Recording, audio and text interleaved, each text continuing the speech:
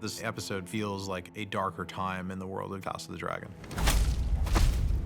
The Targaryens burn their dead with dragons when their time passes, so the Velaryons commit their dead to the sea. Enem barmasti, ba embryod amozil.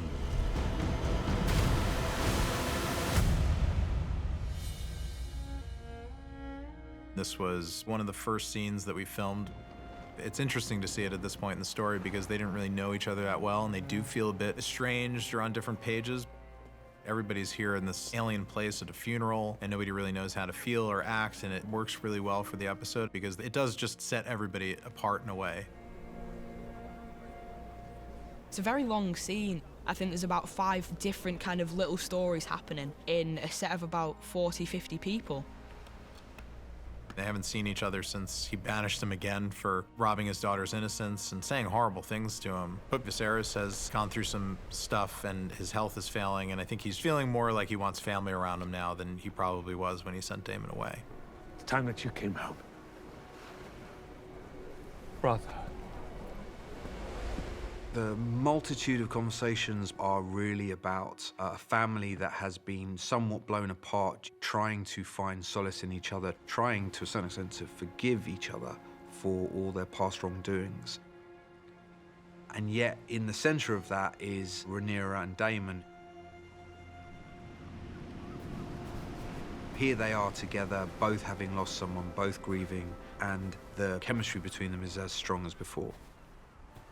There's a kind of massive, unprocessed, unresolved boulder in the room. Abandonment is something that just seems to happen on repeat to her. It happens with her mum, it happens with her dad, it happens with Alicent, it happens with Daemon. And looking that wound in the eye, I think, is what happens in this scene. Rhaenyra and Daemon are made of the same stuff. It's why they're a terrible match. Added to which, when Rhaenyra is made heir, she essentially takes everything from Daemon. And yet her attraction goads her to go to the heart of that envy.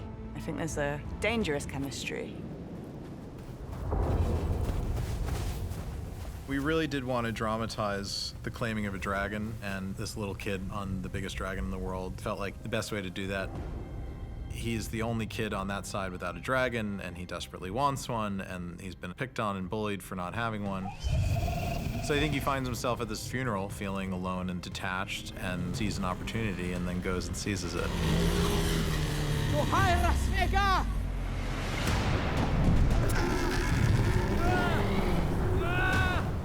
Aemond is quite an introverted, sad kid who's gone through many hardships. Obviously, when he gets that dragon, his mood changes and he feels like he can do anything he wants. And that's where that villain comes into play. It's him. It's me. Vhagar is my mother's dragon. Vhagar has a new rider now.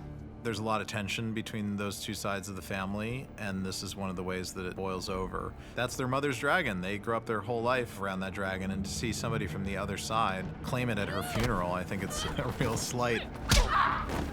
It's not something normal. It's 5 kids absolutely battering each other.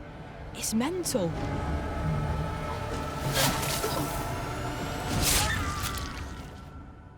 It's all fun and games until somebody loses an eye. Rhaenyra comes into the Hall of Nine, and suddenly there's a clarity.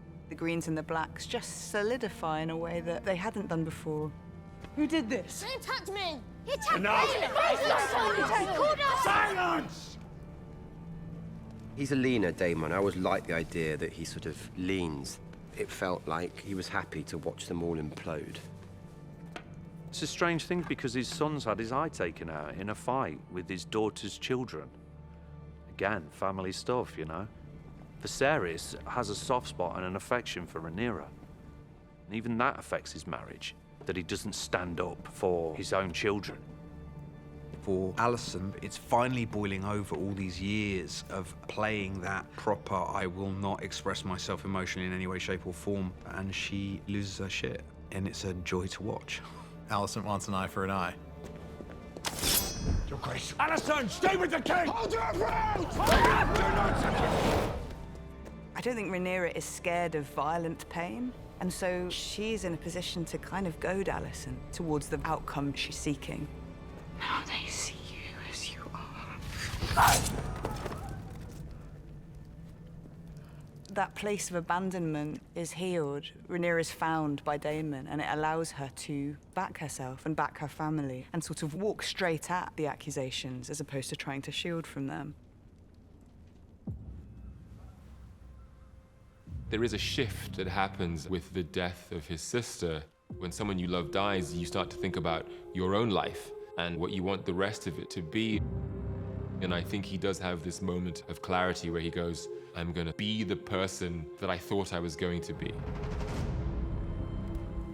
What Laena really wanted was to be set free. And freedom to him is freedom from the bonds of his nobility. So if he was thought to be dead, that would mean he could go live a free life however he wanted.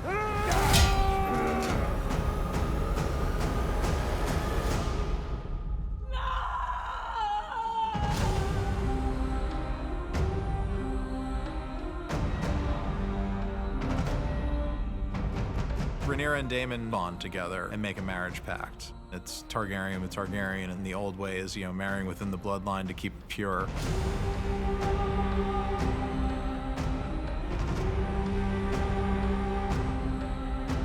This consummating of their relationship brings with it all the obstacles. Suddenly, with Daemon by her side, Rhaenyra becomes more formidable. It tells us that Rhaenyra is not going away.